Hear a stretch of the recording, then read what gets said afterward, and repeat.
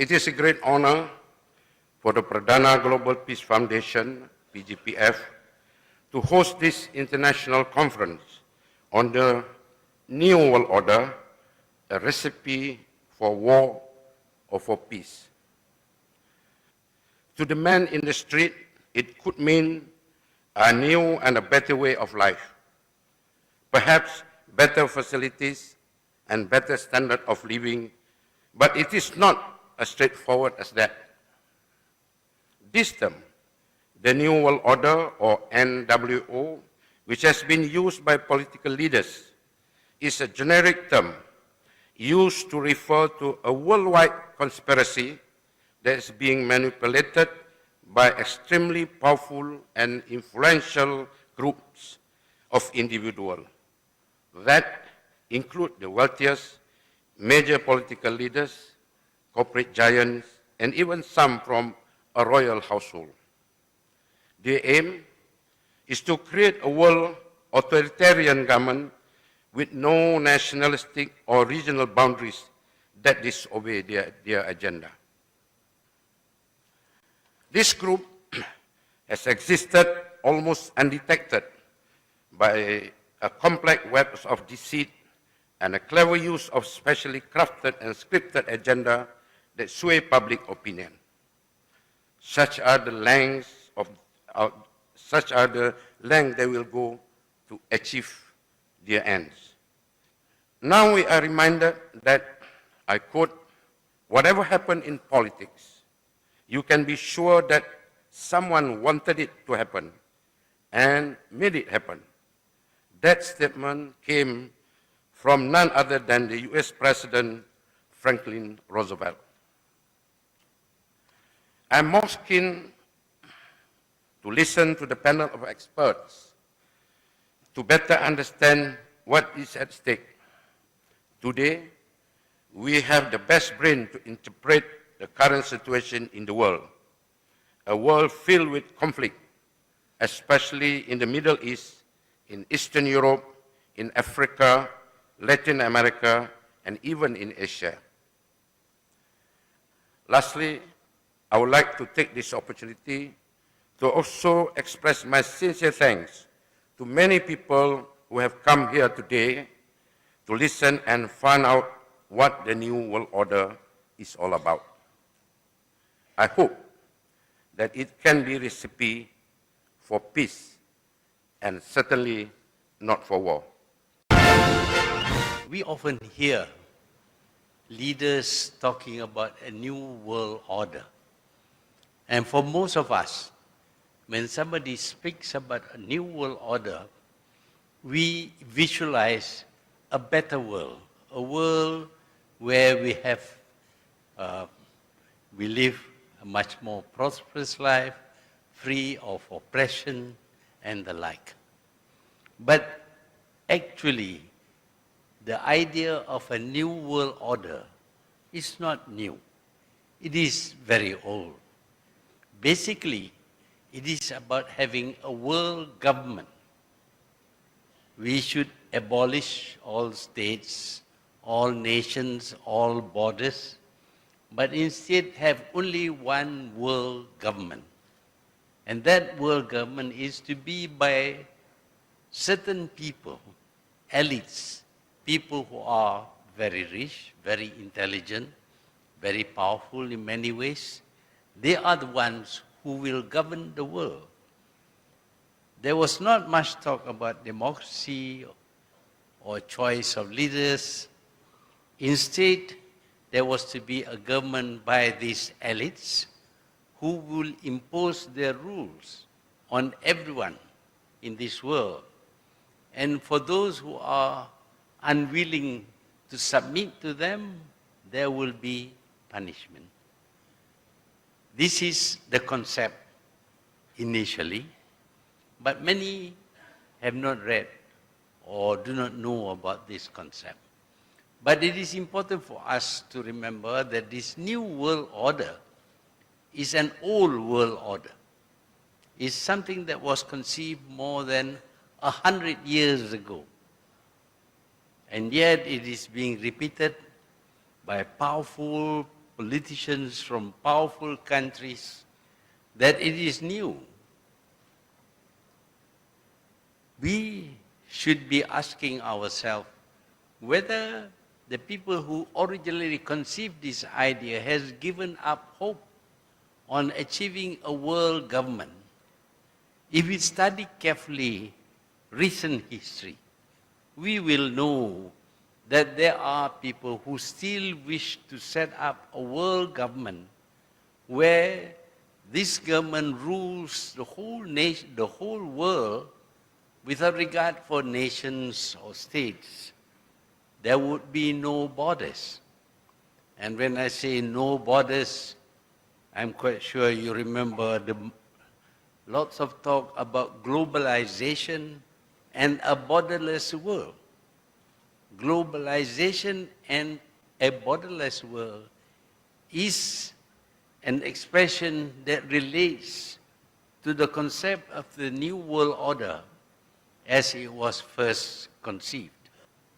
We live in a world today that is dominated by the powerful, the mighty, the people with the guns, accepting that the guns now are much more sophisticated.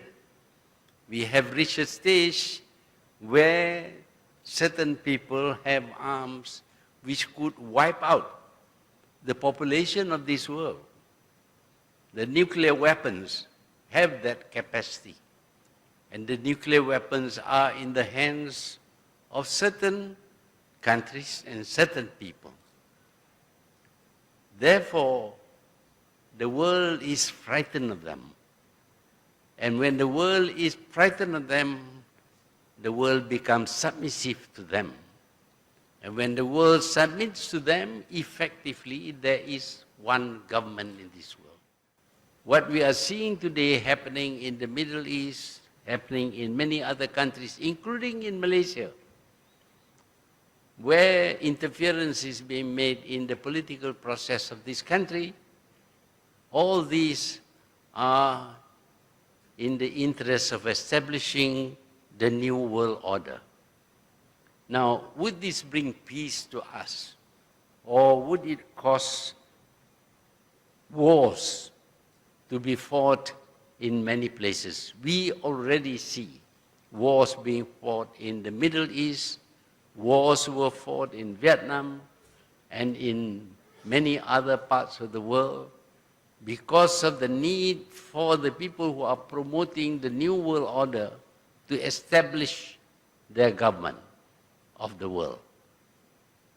And not only wars, we see all kinds of subversion taking place, undermining our moral values to the extent that we become helpless, unable to do anything.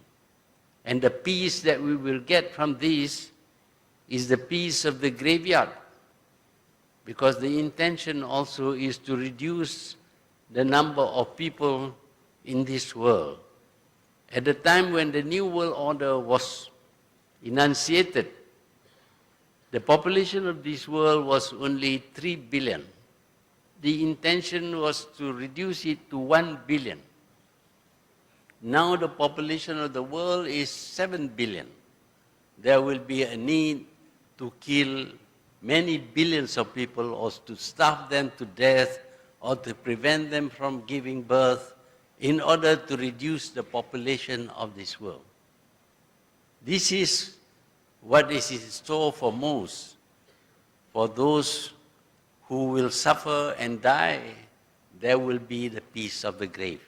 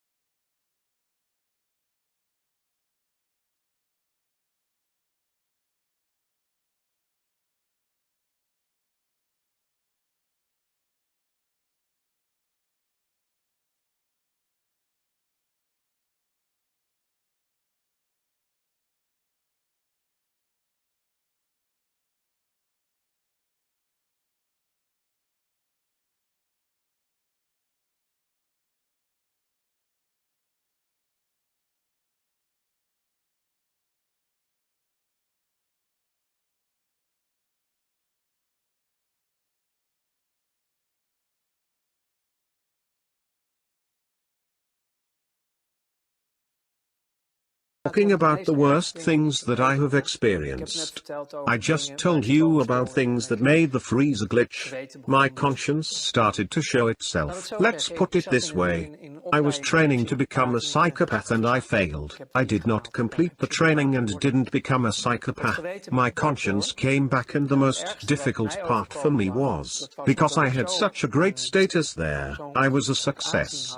I was trusted with the people playing at this level. Mensen in deze wereld die dus op dat niveau speelden.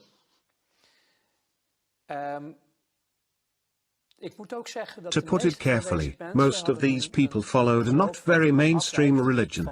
So, you have Catholics, Protestants, all sorts of religions. These people, most of them, were Luciferians. And then you can say, religion is a fairy tale, God doesn't exist. None of that is real. Well, for these people, it is truth and reality. And they served something immaterial, what they called Lucifer. And I also was in contact with those circles, only I laughed at it because to me they were just clients. So, I went to places called churches of Satan. So now we are talking about Satanism. Yes. So, I visited these churches, just as a visitor, dropped by. And then they were doing their holy mass with naked women and liquor and stuff. And it just amused me. I didn't believe in any of this stuff, and was far from convinced if any of this was real. It was just a spectacle to you. Yes. In my opinion, the darkness and evil is within the people themselves. I didn't make the connection yet. So I was a guest in those circles, and it amused me greatly to see all those named women and the other things.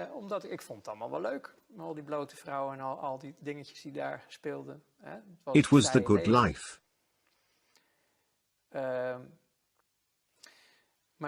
But then at some point, I was invited, which is why I'm telling you all this, to participate in sacrifices abroad.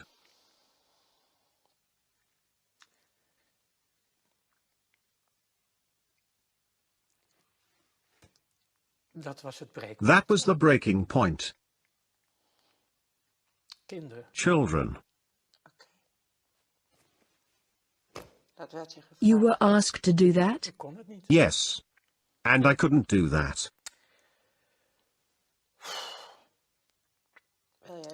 Would you like to stop for a moment, by the way?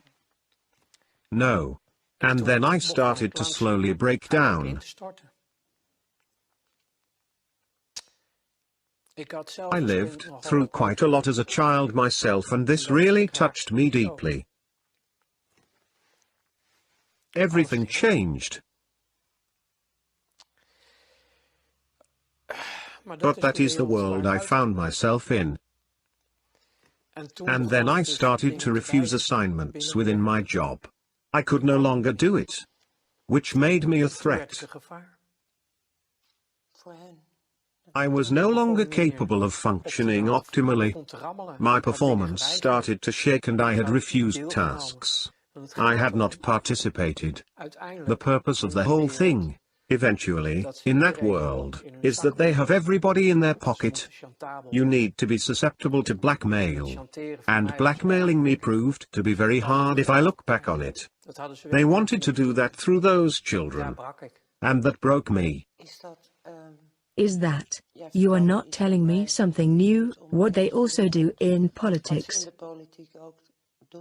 If you Google this, you'll find enough worldwide witness accounts to know this isn't a Walt Disney fairy tale. Unfortunately, the truth is that worldwide they have been doing this for thousands of years. I once studied theology, and even in the Bible you find references to these practices with Israelites. The reason the first 10 tribes were banished to Babylonia was because of these rituals with children, including the sacrificing of children. So this is pertinent. All this made me believe, because I realized there was more to life than meets the eye. There is a whole invisible world. It is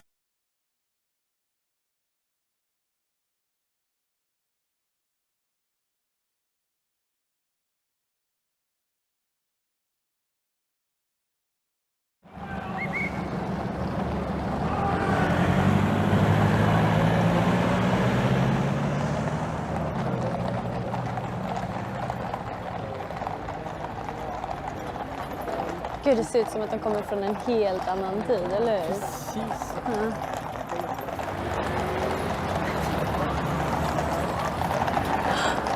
Du, kolla. Är han naken?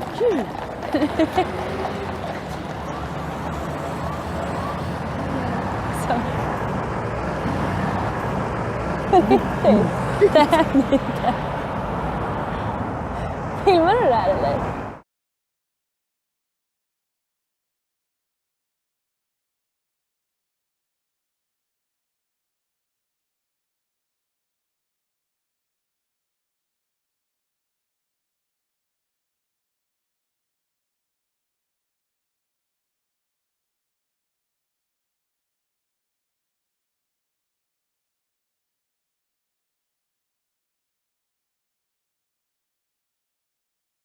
Mr. Rothschild, how you doing, sir? Can you tell us what went on at the Bilderberg meeting this year? Sorry? Could you tell us what went on at the Bilderberg meeting this year? I didn't get that, actually, no. The Bilderberg? You weren't there? No. Not this year. What went on last year? No, I wasn't there last year. You weren't there last I think year? that was my cousin. Your cousin was there? Yeah, I think so. Okay. Do you have a couple minutes for us, Mr. Rothschild? We have a few additional questions. I was asking a question inside of, as I was saying that the Federal Reserve was one of these organizations. It's one of these organizations that a lot of people say is the source of inhumane projects all across the world because it's a private thing. That was started by your family. No, it's completely untrue. I was asked that earlier. It really isn't true. Jekyll Island? Jekyll Island, 1913, sir? I mean, but sir, just one thing. We could go on about how your family committed all these acts against society, but we just want to let you know the New World Order has no legitimacy. And that we as a people are not afraid, and we are waking up to the robber barons and the big banksters who are looting this economy with the Federal Reserve. Well,